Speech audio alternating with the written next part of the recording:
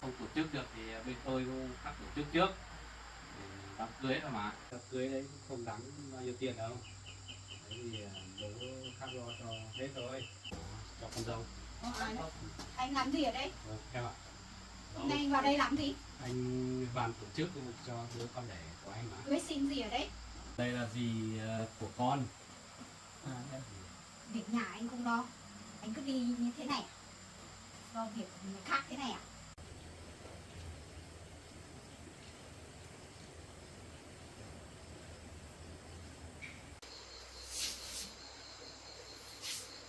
Em đi ra kia lấy cái ghế cho anh nhé. Cao lắm gì. Lâu không quét mảng nhẹ này sạch sẽ.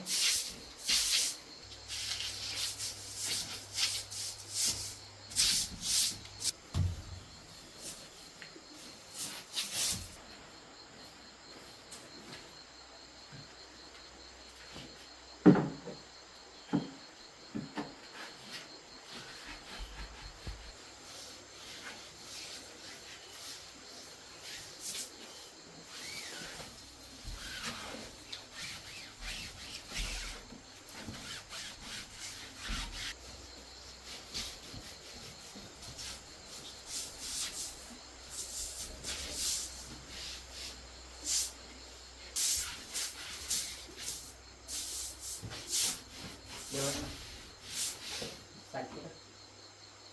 Bây giờ ở trên này lúc nào có thời gian thì để lao ở trên này. Yeah.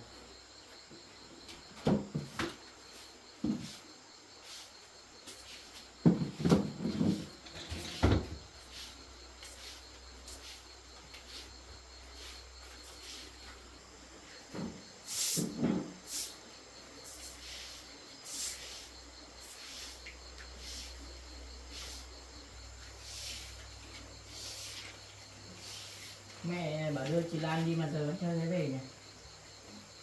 Chắc sắp về đấy. Muộn rồi mà.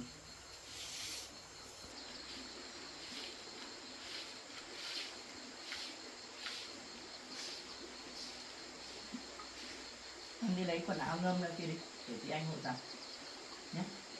Lấy quần áo ngâm đấy, để chị anh hộ giặt nhé.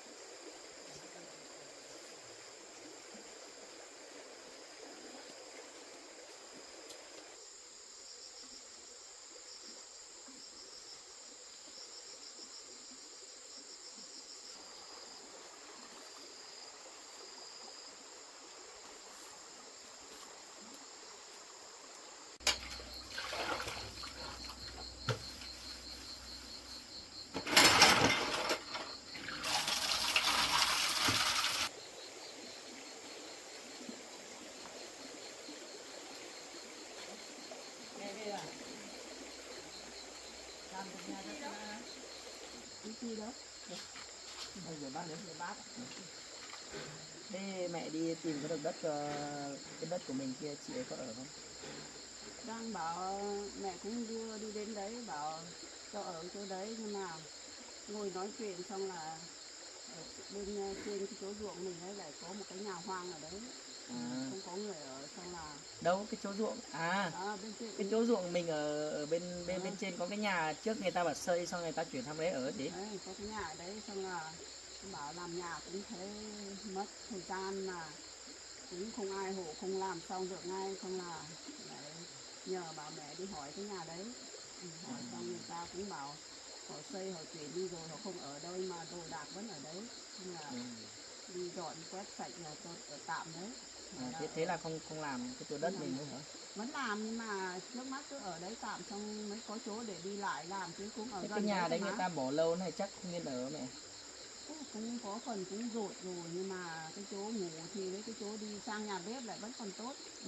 Mẹ cũng hồ dọn dẹp xong hết rồi xong mẹ mới về. Chắc cũng ở ở đấy tạm xong làm nhà sau thôi, trước mắt thì không có ai hộ làm sao đã làm được gì. Vâng, bây giờ mà làm một cái căn nhà thì cũng vất vả lắm mẹ. Vâng. Mà ở đấy chỗ đấy mẹ cũng thấy đi chặt cây cũng xa nữa, Vâng. sau này tính tiếp. Cái chỗ ruộng bên ngoài kia mình đi chặt cây xa nó không như ở đây Cái mình. nhà còn cây còn leo ở trên nóc nhà xung xuê hết Cái rồi. nhà đấy, nhà hoang đấy gì? Cái nhà đấy. Ừ. Nhưng mà đồ đạc thì người ta vẫn để ở đấy. Có cả nước, có cả tủ lạnh các kiểu mà vẫn ở đấy. Thế người ta chưa dọn đi à? Chưa dọn đi hết đâu, mà nhà thì vẫn ở đây. Không có người ở, xong có mỗi cái lối đi mẹ còn hổ quét cả nhà bếp, cả nhà to xong hết, xong mẹ đi về. Vài ngày. Để bác xong chưa không?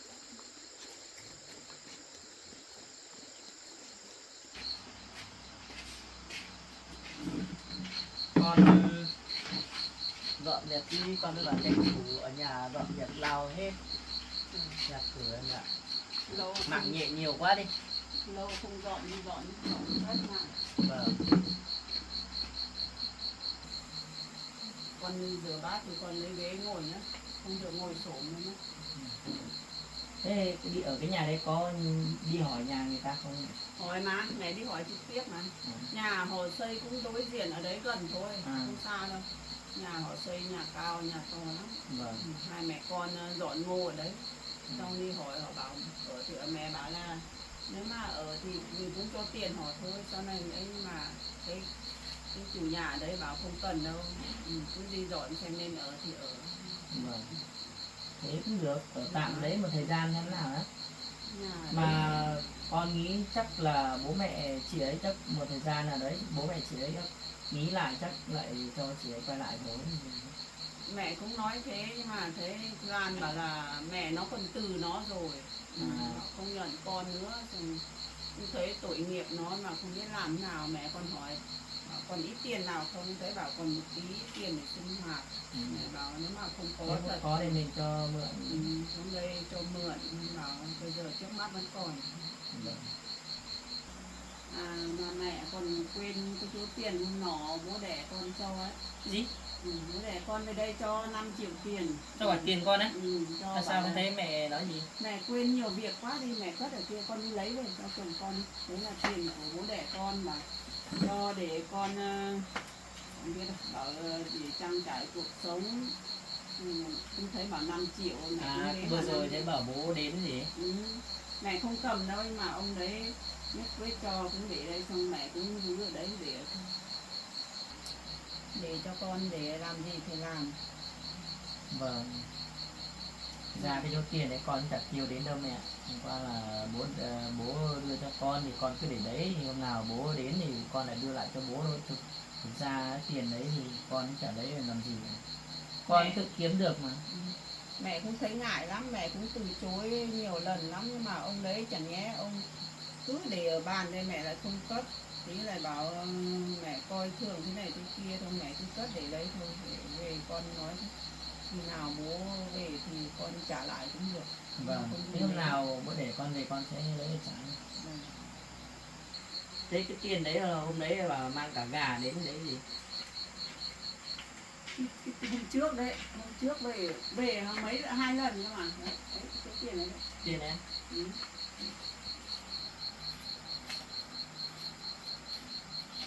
5 triệu. 5 triệu mẹ cũng từ chối, bảo là con cũng có lương thôi. Bây giờ cũng mẹ cũng khá là tiền trang trải cuộc sống hàng ngày mình cũng có thôi, mẹ không dùng. Cũng nói ngồi ở đây này, ông cứ đưa cho, không lấy là không lấy, mà ông để ở bàn, xong mẹ cũng cứ cầm để đấy. Mẹ cũng không dám tiêu.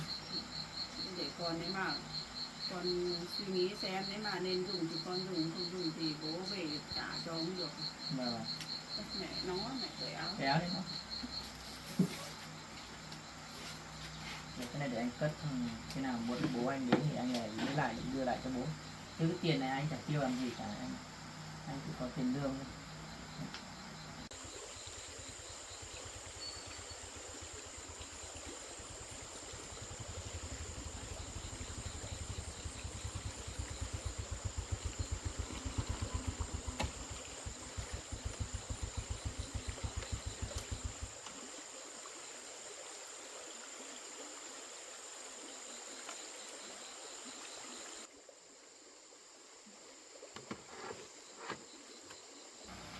Ai không?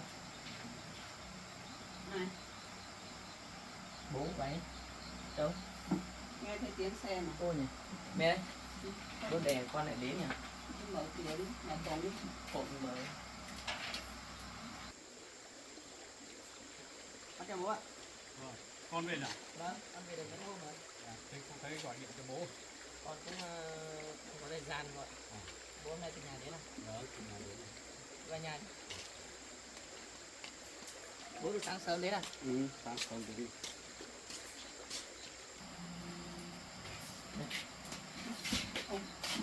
Rồi đi. Mời đi bố. Ba nhà. Vâng.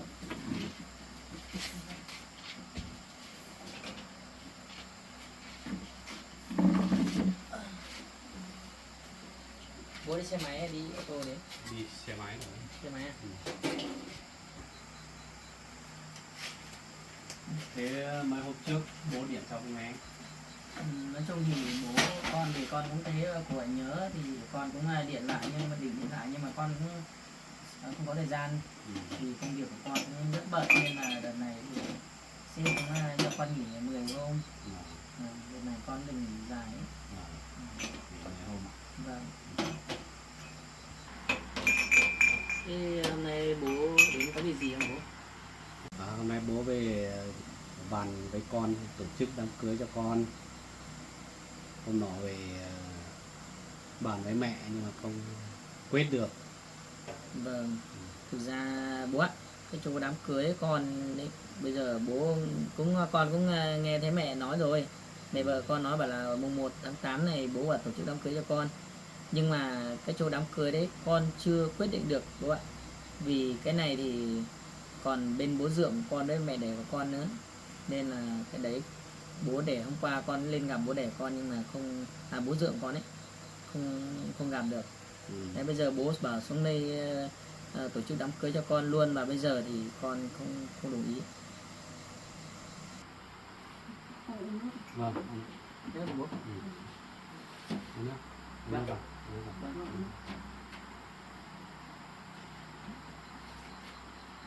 Con ạ, con không lo đâu, bố lo hết cho, bố tổ chức nhà hàng thôi. Nếu mà đấy con hai vợ chồng có mặt là được rồi. Thì con biết thế rồi nhưng mà bây giờ chưa được sự nhất trí của bên bố dượng con và mẹ đẻ con. Vì bố dượng con nuôi dưỡng con từ nhỏ đến giờ cơ mà bây giờ bố đùng một cái bố gặp con là bố bảo tổ chức đám cưới cho con thì con không quyết định được. Với lại có cả mẹ vợ con ở đây nữa. Cái này là do con quyết định. Còn bây giờ bố bảo là tự ý mà tổ chức cho con không đồng ý đấy. Ví dụ bố bảo là đến mùng 1 tháng 8 này tổ chức rồi. Con đám cưới, một đám cưới cơ mà, không phải là làm cho qua là qua xong đâu. Giờ ảnh cưới con với vợ con chưa chụp hay làm cái gì. Lại bên của con cũng làm gấp này, bên mẹ vợ thì cũng không kịp đi mời khách này thì chuẩn bị gì thì bố xem thế nào nên là cái chỗ đám cưới thì con cũng chưa quyết định. Con cứ nghe bố đi, không lo đâu. Bố quyết tổ chức đấy, mùng 1 tháng 8 đây đấy. Bảo bên bố dượng không quan tâm mà. Cái gì? Bố nói cái gì bảo là bên bố dượng không quan tâm? Bây giờ cho dù như quan tâm hay không quan tâm, bây giờ cái chỗ đấy còn bây giờ phải gọi bố dượng của con và mẹ đẻ của con để xuống đây để nói chuyện, hoặc là hôm nào đấy bố với con lên đấy nói chuyện đàng hoàng. Nếu mà bên bố dượng con không tổ chức được đám cưới cho con ấy thì phải có ý kiến của bố dượng con và mẹ đẻ của con thì lúc đấy thì bố mới tổ chức cho con được. Chứ đằng này thì bố tự quyết định thế này thì con cũng không dám. Con không lo đâu, cứ nghe bố đi. Bố tổ chức cho con thật đấy, mùng 1 tháng 8 thật đấy, xem được ngày đấy. Còn bên bố dượng không quan tâm. Còn bên bố dượng của con đấy, nếu họ tổ chức thì họ cũng tổ chức lâu rồi. Nhưng mà đằng này thì bố nói vào cái ngày cưới này gấp gáp quá. Với lại đến đấy thì con lại đi làm rồi. Nên tại sao đến cái lúc bố xem được ngày thế mà bố gọi điện con không nghe, sao bố không gọi mấy lần đi? Gọi không thấy nghe, không thấy liên lạc được. Thì con ở trên đấy cũng không có sóng bố ạ. Vâng. Đấy không có sóng nhỉ. Vâng, con đợt này con được nghỉ, đợt này con còn chuyển đi xa nữa, con chuyển đi công tác xa nữa. Thì con nghe bố tổ chức cho đấy, một con đấy. Nhưng mà không được sự đồng ý của con không bao giờ được đâu bố ạ. Vì nếu mà bên bố làm như thế thì con cũng không được vui lắm. Nghe bố đi, bố tổ chức cho con mà.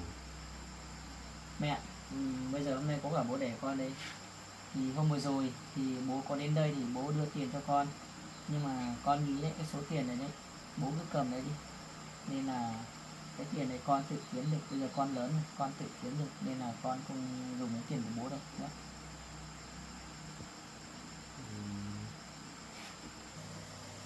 Con là hôm nọ bố đưa cái tiền đấy, con cứ đi mua bồi bổ cho con đi. Còn cái đám cưới thì bố lo cho hết rồi. Vâng, con là biết là bố đám cưới thì bố tổ chức thì bố tự lo thôi.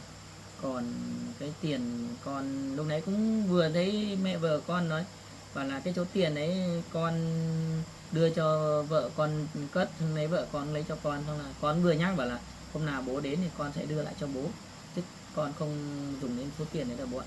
Thôi con cứ lấy đi dùng bồi bổ sức khỏe đi, bố cho mà. Con thì đi làm ở công trình đấy thì cũng không phải dùng đến tiền đâu bố ạ. Thực ra thì con đi làm cũng lương hàng tháng con cũng đủ trang trải cuộc sống và cũng đủ lo cả gia đình của con. Vâng. Xe này sao giống xe ông chồng mình thế? Chắc là xe ông chồng mình. Chắc hôm nay nó là về tìm con riêng của nó rồi. Đi xem này.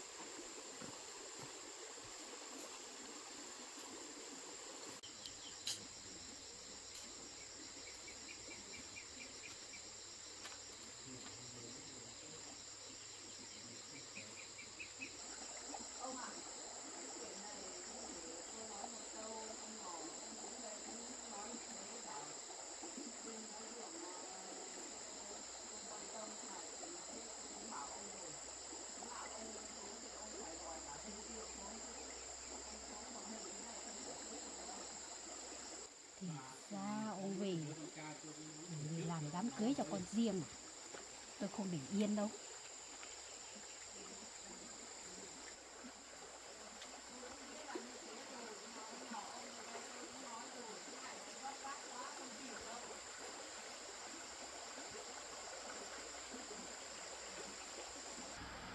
Bà nếu bên bà không tổ chức được thì bên tôi khác tổ chức trước để đám cưới thôi mà. Con đã nói với bố rồi, đấy là việc đám cưới, nhưng mà con cũng muốn tổ chức cả hai bên cho nó hai bên đều cùng vui bố ạ, chứ không phải bên mình tự tổ chức là được đâu.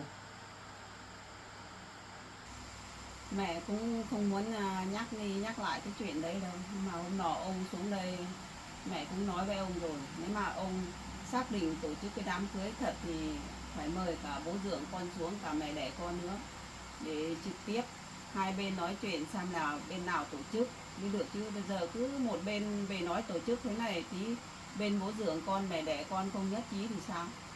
Mà theo tôi nghĩ ông cứ về đây nói như thế, nhưng mà cái ngày đấy bên tôi chắc chắn sẽ không tổ chức được, bởi vì không kịp, gấp gáp quá, mà chưa chắc con đã được nghỉ đến ngày đấy.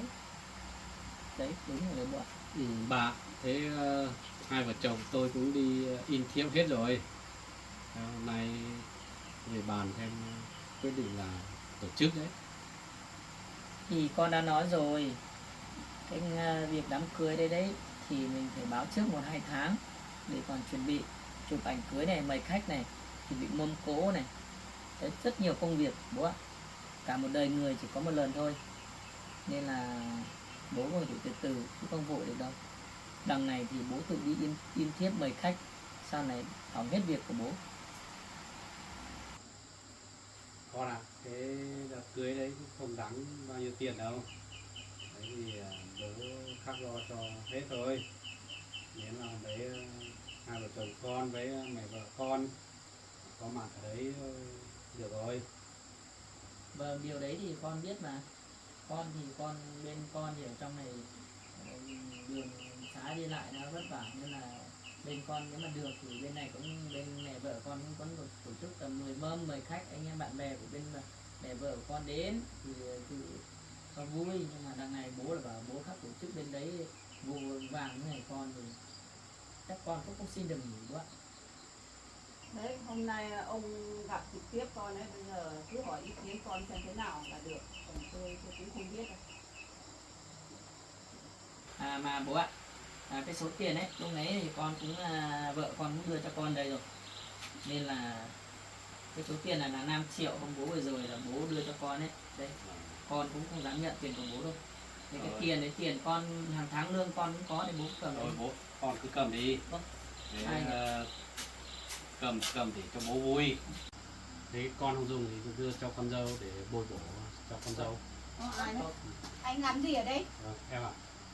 Hôm nay anh vào đây làm gì? Anh bàn tổ chức cho đứa con đẻ của anh mà. Cưới xin gì ở đây? Không, Đấy là ai? Đây là ai? đây là dì của con. Đây. Việc nhà anh không lo.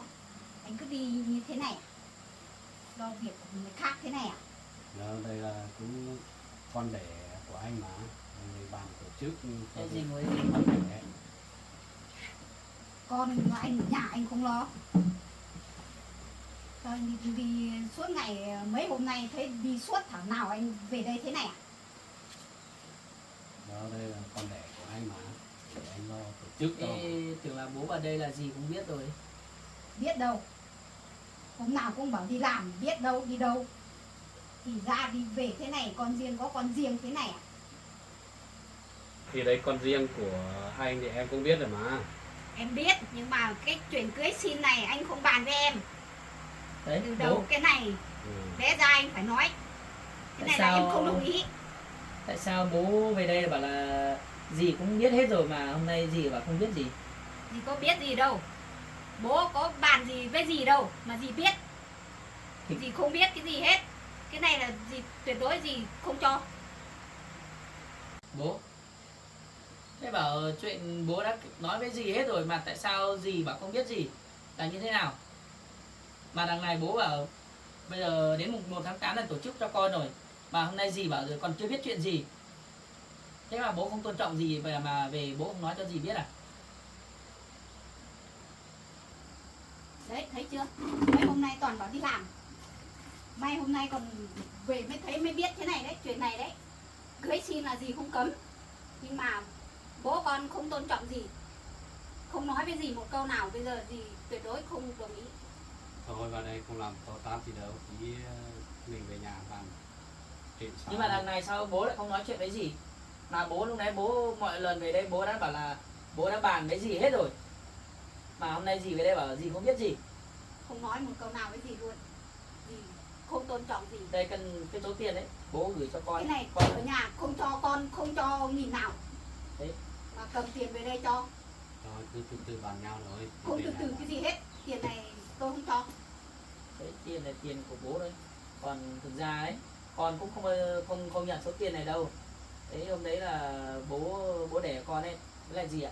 Hôm đấy cầm số tiền này về thì con không ở nhà thì bảo đưa cho vợ con cũng không dám tiêu số tiền đấy, đúng đủ 5 triệu. Đấy gì cứ đếm xem. Thế đằng này thì bố cứ bảo là lấy về cho con mua trang trải cuộc sống hàng ngày, nhưng mà con cũng không dùng đến số tiền của bố đâu bố ạ. Nên mà mọi chuyện như thế mà đến ngày hôm nay thì dì bảo dì không biết gì. Dì có biết gì đâu. Bố con không có tôn trọng gì đâu. Nếu mà nói với dì một câu thì dì vẫn đồng ý. Mà bố con có nói với dì câu nào đâu. Thế mà bố đã mùng 1 tháng 8 này chuẩn bị tổ chức đám cưới rồi, bà in tiếp hết rồi. Hay là bố nói dối con? May hôm nay dì còn hỏi cái thằng lái máy mới biết đường, xong dì mới mò vào đến đây đấy, mới biết chuyện này đấy. Không dì có biết gì đâu. Bố nói thật đấy, mùng 1 tháng 8 đây tổ chức cả đấy. cho Tổ con chức này. nhưng mà dì bảo không đồng ý thì tổ chức kiểu gì? Cái này về bố bàn với dì sau rồi. Cái này Tại sao anh không tôn trọng em? Tại sao từ đầu anh không nói với em? anh là quyết định tổ chức. Quyết định thì cho bây đứa- giờ anh cũng phải nói với em một câu chứ. cho đứa con đẻ mùng 1 tháng 8 tổ chức rồi đấy. Anh không nói với em câu nào làm sao mà em đồng ý được. Cái này là anh không tôn trọng em. Cái này nếu mà anh mà bàn với em thì em vẫn đồng ý, mà anh không nói với em câu nào. Thực ra là anh cũng muốn bàn với em rồi, nhưng mà sợ em không đồng ý. Mà thế bố về đến đây bố nói là bảo là bố đã bàn với dì hết rồi. Đấy. Bố Nói gì không biết chứ. Cái chuyện này à, theo tôi nghĩ này, không phải về đây cãi nhau ở đây đâu. Cái chuyện này đã như thế rồi, người cùng một nhà không bàn được một câu thống nhất với nhau mà dám về nói xin đám cưới xem cả ngày đàng hoàng, chuyện này nhất quyết là tôi không đồng ý. Kể cả con gái tôi không cưới được, sau này tôi tổ chức sau cũng được. Giờ từ nãy về ông bà về ngồi nói đến bây giờ tôi không nói câu nào thôi. Bây giờ nói này, hóa ra cái chuyện này nhà chưa bàn thống nhất nào, đã về đây mỗi người làm một kiểu. Cái này tôi không nhất trí đâu. Vì ông không tôn trọng tôi. Nếu mà ông tôn trọng thì tôi vẫn đồng ý. Không Em sao. nói thế là chị biết rồi. Bởi vì ông về nhà ông không bàn bạc nhau đâu. Nhưng mà ông về đây ông lại nói khác. Ông bảo bàn bạc thống nhất với nhau rồi. Ông còn bảo tổ chức ở nhà hàng, có ngày xem ngày hết rồi. Đấy, thấy Mùng chưa? 1 tháng 8 này là cưới rồi. Ở nhà con để xin 1-2 nghìn ông còn không cho. Bây giờ cầm hàng 5-6 triệu tiền về cho thế này đấy. Dì ạ, con là ở đây là bố đẻ thật, con cũng có mẹ đẻ của con riêng, và lại có bố dượng thôi. Thực ra cái số tiền này đấy con chưa dùng đồng nào, với lại hôm đấy thì con không ở nhà thì bố đẻ đưa cho vợ con cầm, mà hôm nay về thì Cái chuyện đấy là mẹ cầm tiền đấy ấy. Mẹ cầm nhưng mà mẹ chưa tôi chưa hề tiêu đồng nào đâu, vẫn để nguyên ở đấy. Sáng nay mới nhớ đến mới đưa cho Thành cầm, bây giờ lại trao lại cho gia đình, may còn chưa tiêu đồng nào. Nếu mà ông nói với gì câu nào thì gì cũng không trách đâu. Nhưng mà có nói đâu. thế mà bố về đến đây bố nói mọi chuyện như thật. Suốt ngày cứ hôm nào cũng bảo đi làm đấy, đi làm đấy. Ông cũng chỉ về đây 1-2 lần, 2-3 lần thôi, nhưng mà ông cũng chẳng cho gì đâu. Chẳng có một lần là ông cho 5 triệu tiền này là có thật, mà không ai tiêu đâu. Không ngờ ông lại về đây lại ở nhà thì chẳng bàn bạc cái gì, về đây lại nói như thật đấy. Chuyện này không thể chấp nhận được, không cưới xin gì hết. Tính ông là xấu đấy. Anh cũng Ông định không bàn, thật thà đâu. anh cũng định bàn với em rồi, nhưng mà sợ em không nhất trí. Sao không nhất trí? Cho Một bố- đám cưới cơ mà. Anh nói Gia từ đình đầu với em xem nào, sao không nhất trí? Không nhất trí cưới, bảo hàng còn về đây nói bảo làm 40-50 mâm. Cái Cái hàng này đám- chuyện cả đời của con cơ mà. Sợ em không nhất trí, anh về đây tổ chức đứa con đẻ của anh. Anh cũng định bàn rồi, anh sợ em không nhất trí.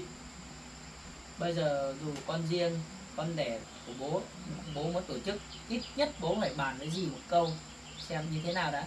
Nhưng mà đằng này dì ạ, bố đẻ con ấy về đây nói bảo là về nhà đã bàn với dì hết rồi, mọi chuyện đã sẵn sàng rồi. Thế thì con không biết gì nên là con cứ cũng đi làm công tác xa nên con cũng chẳng biết gì. Đấy, con thấy chưa? Bố con thế đấy. Có tôn trọng gì đâu. Bố ạ, thì con nói này, hôm nay có cả dì, có cả mẹ, có vợ con đây. Ít nhất bố là hai vợ chồng nhau nên là có chuyện gì, một đám cưới cả đời con mà bố, tại sao bố không bàn đấy gì? Mà lúc đấy đang có khách đến dự, xong là lúc đấy gì mà không đồng ý, lúc đấy gì lại làm to chuyện ra, đến lúc đấy có mất mặt của bố chứ mất mặt của ai? Bố cũng định bàn rồi, nhưng mà sắp đến ngày cưới bố mới bàn cơ. Cái gì? Sắp đến Cưới ngày- sắp đến ngày cưới rồi bố mới bàn thì lúc đấy gì làm sao mà gì được mà Đồng ý đồng ý được. được? Đấy, tính bố con thế đấy. Thấy chưa? Ngày xưa chuyện như thế nào thì tôi không biết, nhưng mà trước mắt ông phải tôn trọng trước mắt bây giờ chứ. Cái gì phải bàn bạc trước mắt, bây giờ mình sống với ai mình bàn bạc với người đấy mới làm được. Nên đám cưới chứ. Từ ý ông quyết định như thế làm sao ai nghe được. Thì bố cũng sai lầm với con một tí, không được bàn với dì trước. Nhưng mà đằng này bố về đây nói với con, với nói với mẹ vợ con bảo ở nhà đã bàn mọi chuyện hết rồi. Vợ con ông không lo, không tôn trọng đi lo người khác à? Đấy, thì ra mấy hôm nay tôi nghi ngờ ông được mấy hôm nay rồi đấy.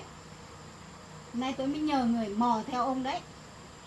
Vì ông làm thế này đấy. Tôi nghe ở ngoài kia nghe thấy hết ông nói rồi.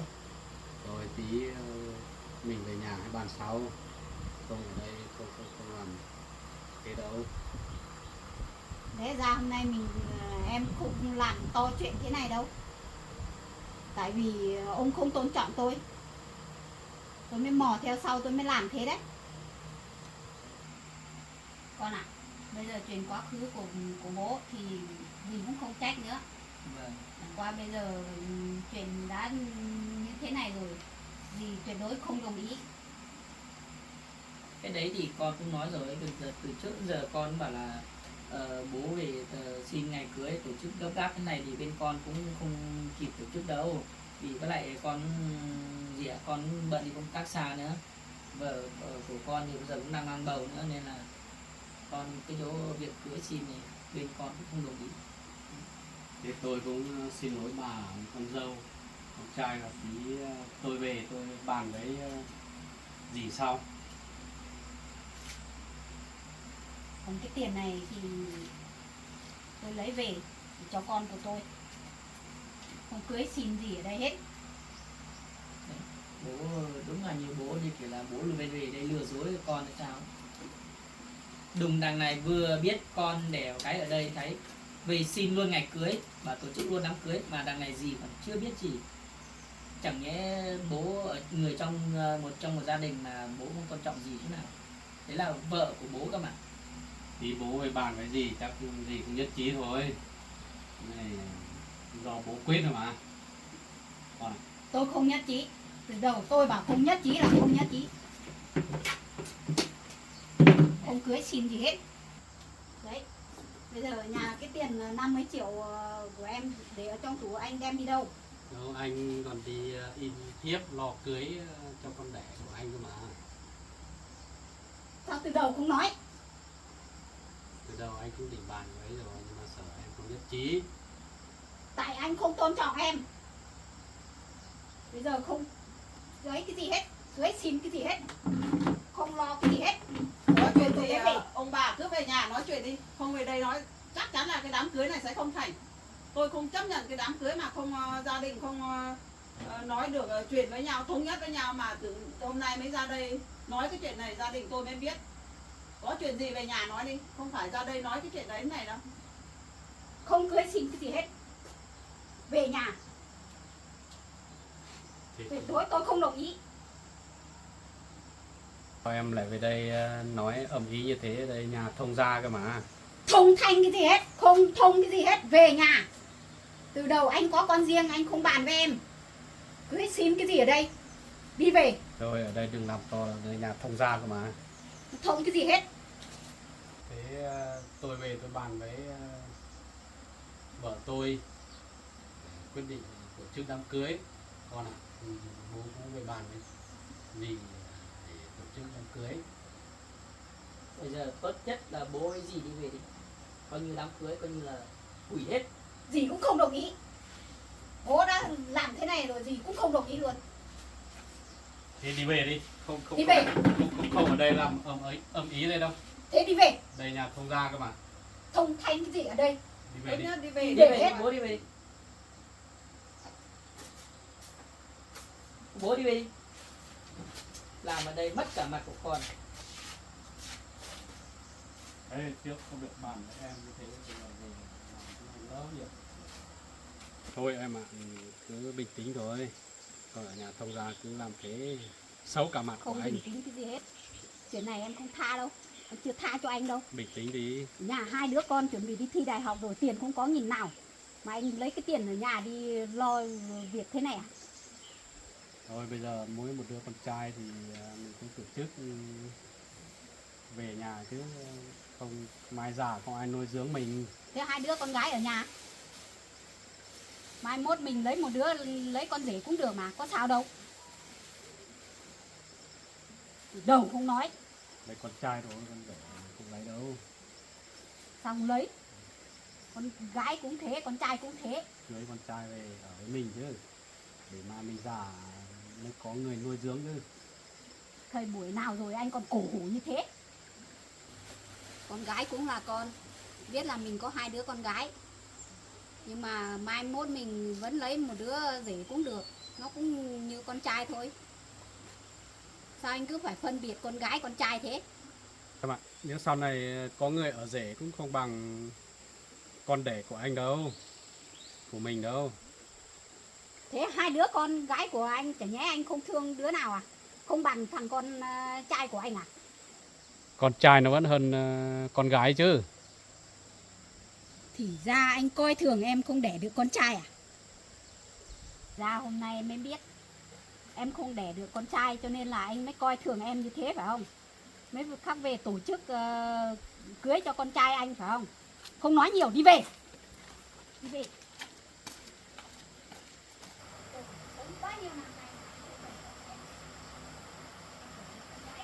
Con đã nói rồi mẹ, Mẹ cũng nghĩ cái chuyện đấy sẽ xảy ra mà.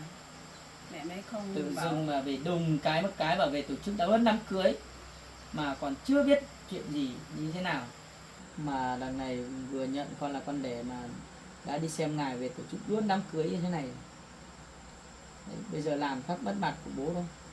Mẹ cũng tưởng là ở nhà bàn bạc thống nhất với nhau rồi, hóa ra không bàn bạc cái gì, về đây khác tự ý làm như thế là gì của con không đồng ý là phải thôi. Chuyện này mẹ cũng nhất quyết không đồng ý. Đám cưới cũng phải muốn suôn sẻ chứ, ai lại làm ra cái chuyện như thế này còn cưới xin cái gì nữa. Vâng. Còn thực sự là mọi chuyện làm thế này mất hết tâm trạng. Còn Em hỏi thật nhá, cái số tiền ở trong tủ bao nhiêu năm nay anh lấy về cho con trai anh hết phải không? Em nhớ hôm nay về làm mất mặt của anh nhá. Ai về đây làm ầm ý nhà không ra. Mất mặt cái gì? Tại anh đấy. Chuyện lớn như thế này mà không tôn trọng em, không bàn với em câu nào, mà dám lấy tiền của em đi lo cho con trai anh thế này à? Thôi tí mình về nhà bàn rồi, ở đây không nói gì nhiều đâu. Thì ra hôm nay em mới biết tính của anh là anh coi thường em không đẻ được con trai phải không? Sau đó anh mới ý định là anh về cưới thằng con trai con riêng của anh phải không? Đúng rồi đấy.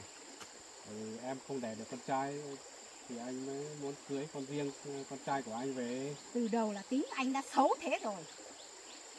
Thực ra là anh không muốn thế đâu, chỉ là không đẻ được con trai thì anh có con trai riêng của anh cưới về nhà mình. Sống với nhau bao nhiêu năm nay, hôm nay em mới biết tính của anh như thế này đấy. Tính xấu thế này đấy. Cái số tiền này bây giờ là em lấy về, em không cho. Bấy lâu nay là tiền là chắc là anh đưa hết cho con trai riêng của anh phải không? Em nói gì nói cẩn thận nào. Còn 30 triệu đấy để anh lo tổ chức con trai của anh ấy. Bấy lâu nay là anh toàn giấu em. Bây giờ là em không cho cái gì hết.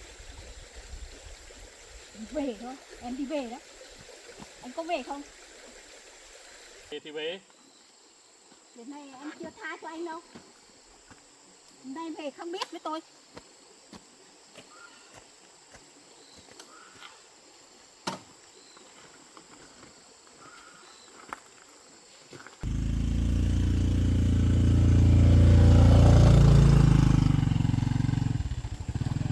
Không lên cái gì hết, tôi không có xe của tôi. Hết cho thằng kia. bây giờ đấy, con bảo rồi chắc chắn là dì không bao giờ đồng ý, vì con là con riêng của bố nên là như thế mà, ai cũng vậy. Kể cả gì con không Nếu đồng mà ý. bố đẻ của con nếu mà nói một câu thì chắc chắn là dì không đồng ý rồi, vì lúc nãy con còn nghe thấy bảo là hình như nhà bố của con ấy không có con trai. Dạ. Vâng, nên bảo là ở rể Ra ngoài mới nói. đấy, đấy đứng ở ngoài cái nói. Con nghĩ chắc chắn là dì không để được con trai nên là mới bảo ở rể, nên là bây giờ bố mới tìm thấy con xong mới về mới đòi cưới xin con về. Kể cả như thế cũng phải bàn bạc chứ. Chuyện đằng này không bàn bạc với gia đình mà cứ ý về đây bảo tổ chức đám cưới. Mà khả năng nếu mà bàn bạc với dì của con chắc dì con cũng vẫn nhất trí thôi. Mà chuyện này nếu mà nhà gia đình bên đây nhất trí chưa chắc mẹ đẻ của con với bố dưỡng con đã nhất trí. Mà đằng này thì tại sao bố đẻ của con về đến đây là bảo là đã bàn hết mọi chuyện ở trong gia đình hết rồi, mà về đây hôm nay dì lại về đây bảo là không có chuyện bố đẻ con về nhà, không nói một câu nào, mà còn bảo số tiền của bố đẻ con mà còn mang đi đâu hết.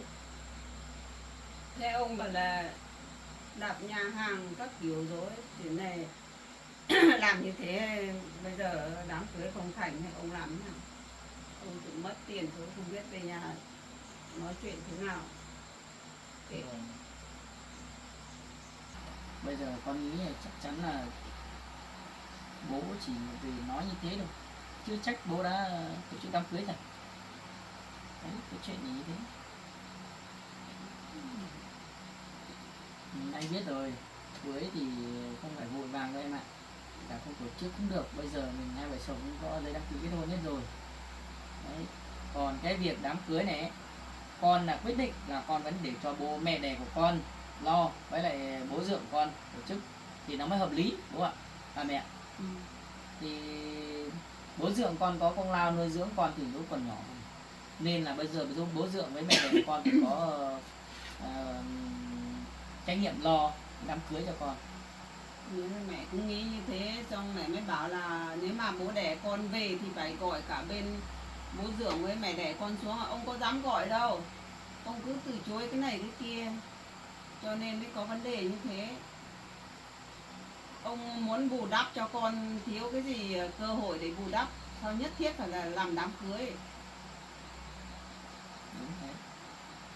Bây giờ còn Ví mấy dụ- hôm nữa con lại đi làm rồi thì Ví dụ ông muốn là bù đắp cho con, mẹ chỉ nói ví dụ như thế thôi, không phải mẹ mong muốn như thế. Ví dụ ông muốn bù đắp cho con ấy, ông mua một mảnh đất ở đâu chẳng hạn, xây cái nhà cho con, nó còn nghe được. Nên cứ tranh giành một tí cưới để làm gì, đúng rồi. thiếu cái gì cơ hội để Ý bù là đắp. chắc là chỉ muốn lấy mặt mình, Đấy. lấy mặt mình trước lúc khách đông ấy thì bố đẻ người ta cũng nghĩ là tôi là bố thì không có cô nuôi dưỡng, thì bây giờ cũng con lớn con lấy vợ thì bây giờ cũng về tổ chức cái đám cưới cho con thì ông có mặt đấy. Nhưng mà phải bàn bạc thống nhất với dì xem, xong là mời cưới, mời cả bên khách của dì xem nó chẳng hay hơn à. Vâng. Năm này lại làm như thế mẹ cũng không nhất trí, chỉ là không cưới thì thôi, không cần thiết làm gì. Vâng. May mà hôm nay mẹ còn về, nhưng mà mẹ không về không biết chuyện gì sẽ xảy ra đây.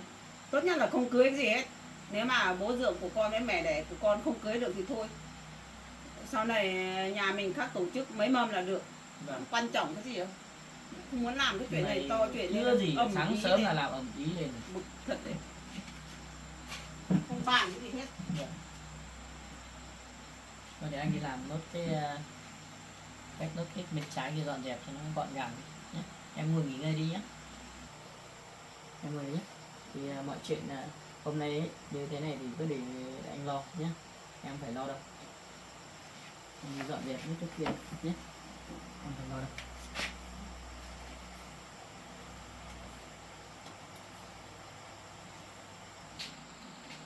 Con ạ, con không phải buồn đâu, mọi chuyện để chồng con khác lo. Này mai hôm nay mẹ cũng ở nhà không có thì không biết chuyện gì xảy ra. Nào vợ chồng con cũng đăng ký kết hôn rồi, cưới không cưới cũng không quan trọng đâu. Con đừng suy nghĩ nhiều, ảnh hưởng đến sức khỏe của con nhé.